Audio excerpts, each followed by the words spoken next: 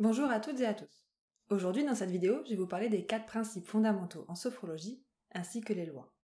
Alors, pour faire simple, les principes fondamentaux et les lois en sophrologie est un petit peu ce qui encadre la profession et la pratique de la sophrologie. Alors, pour commencer, je vais vous parler du principe d'action positive. Alors, c'est un principe qui est assez simple à comprendre. On part du principe, en sophrologie, que chaque action positive sur une de nos structures aura des répercussions positives sur les autres structures. Alors, pour rappel, les structures, il y en a 3.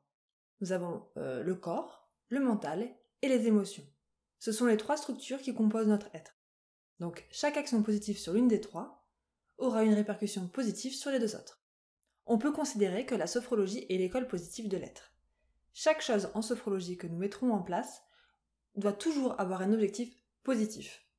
Jamais, au grand jamais en sophrologie, nous touchons au négatif. Attention tout de même, tout ce qui est positif n'est pas forcément agréable.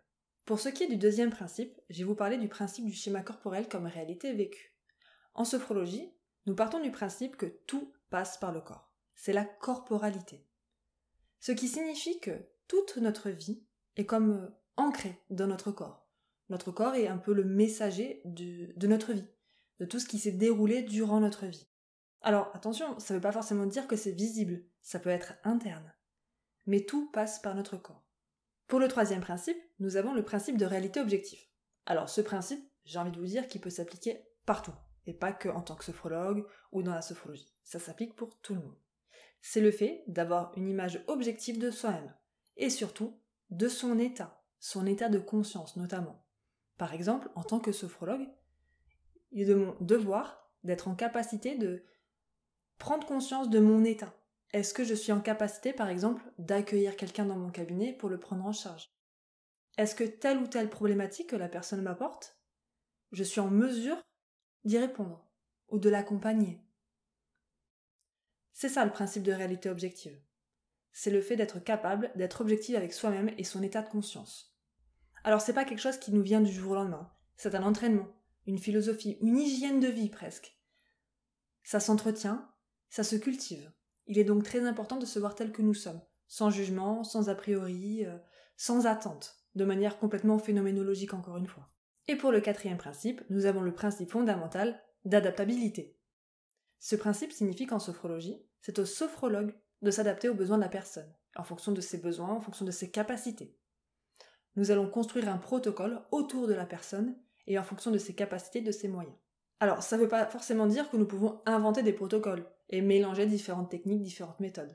Je rappelle que la sophrologie se base sur la prise de conscience personnelle. Je vais vous maintenant parler des lois en sophrologie. Nous en avons 2. La première, c'est la loi de la vivance phronique. Alors, qu'est-ce que la loi de la vivance phronique? C'est la rencontre du corps et de l'esprit durant la sophronisation qui va directement impacter les différentes structures de notre être.